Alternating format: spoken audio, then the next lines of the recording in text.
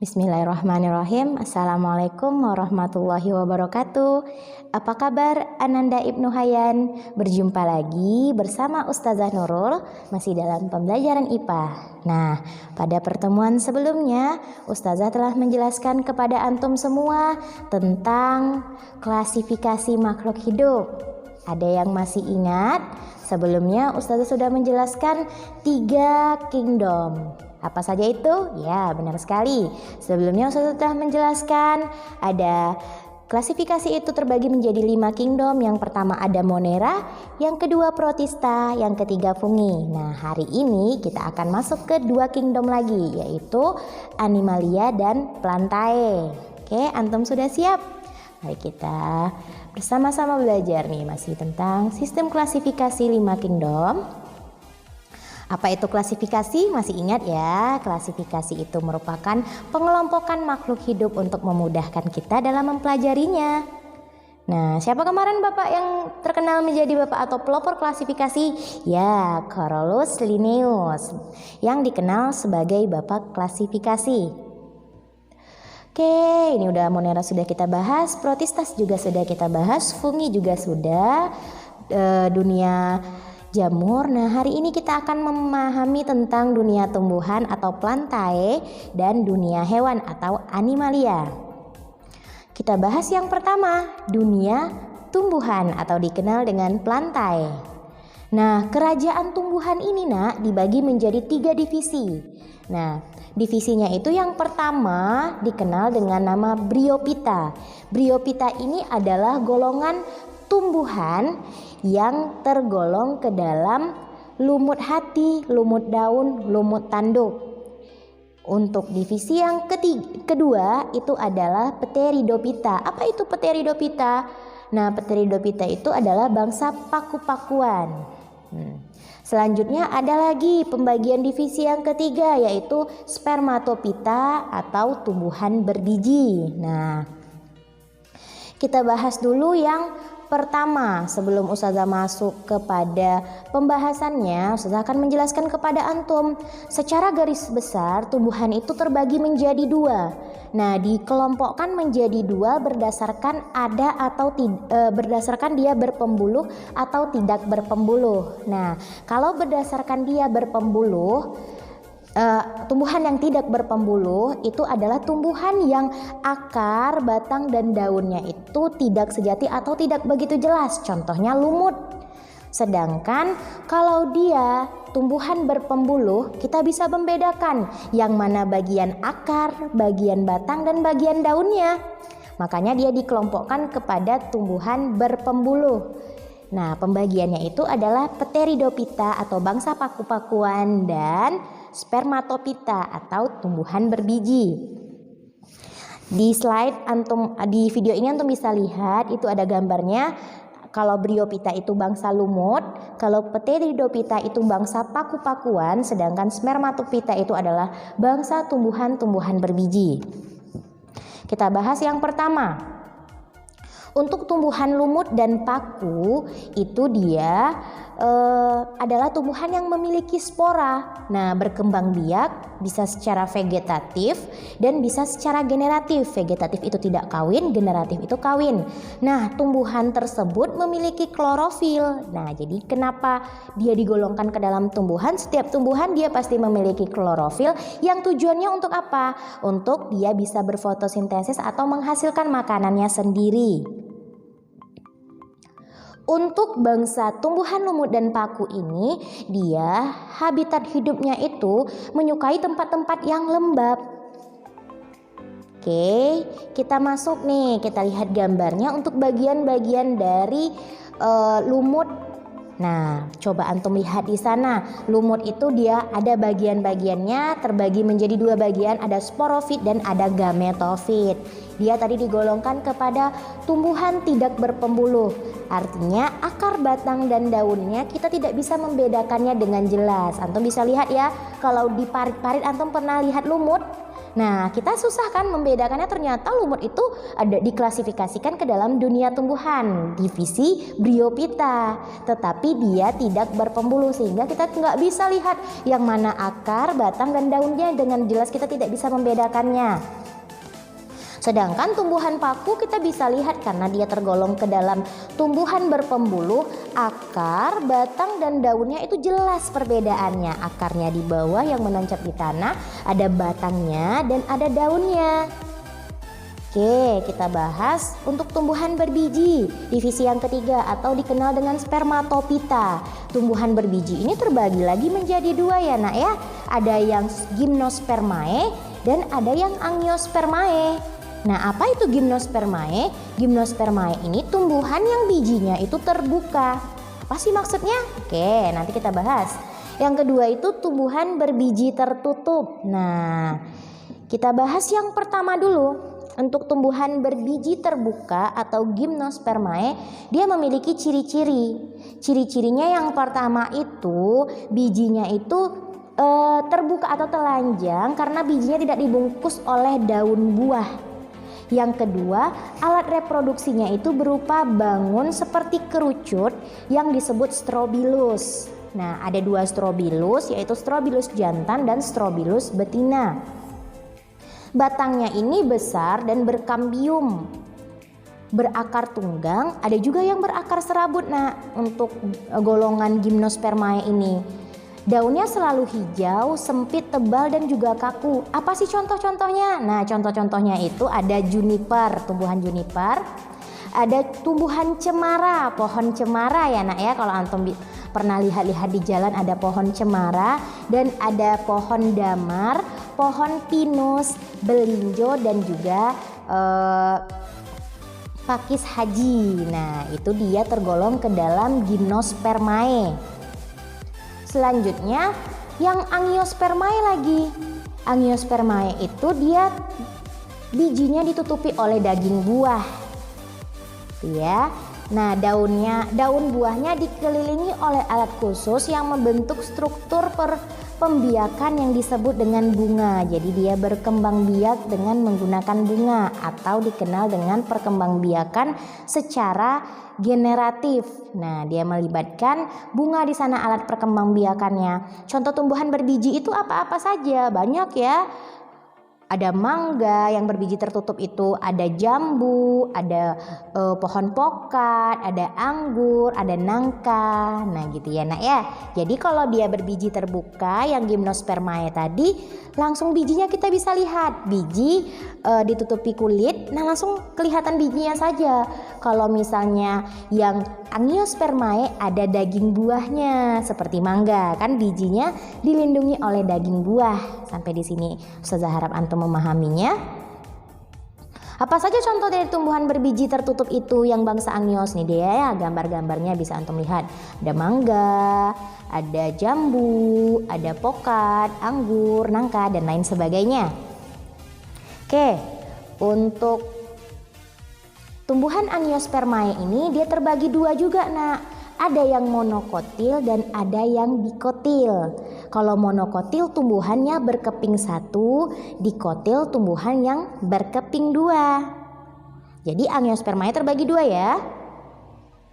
Nah, apa sih perbedaan antara dikotil dan monokotil? Perbedaannya itu bisa dilihat dari akar, daun, biji. Nah, kalau misalnya dia contohnya ini yang monokotil, tumbuhan jagung. Akarnya itu serabut.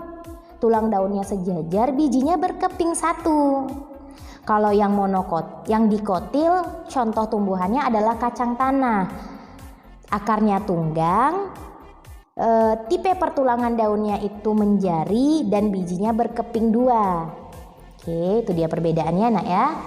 Nah, sekarang kita masuk kepada tujuan yang kedua, yaitu mengenal klasifikasi dari hewan atau animalia. Kerajaan hewan ini terbagi menjadi dua kelas, yaitu yang terbagi ke dalam invertebrata Kalau invertebrata atau avertebrata tidak bertulang belakang, sedangkan vertebrata bertulang belakang. Zah, kok ada gambar manusia di sana? Ya, benar sekali. Kalau dalam klasifikasi 5 kingdom, manusia itu diklasifikasikan ke dalam kingdom Animalia, ke dalam filum vertebrata. Bukan berarti kita hewannya, nak ya. Hanya karena tubuh kita, ciri-ciri dari struktur tubuh kita memiliki ciri-ciri yang sama, sehingga kita diklasifikasikan ke dalam kingdom Animalia. Namun kita berbeda, Allah ciptakan kita berbeda dengan hewan karena Allah ciptakan kita memiliki akal dan pikiran, ya.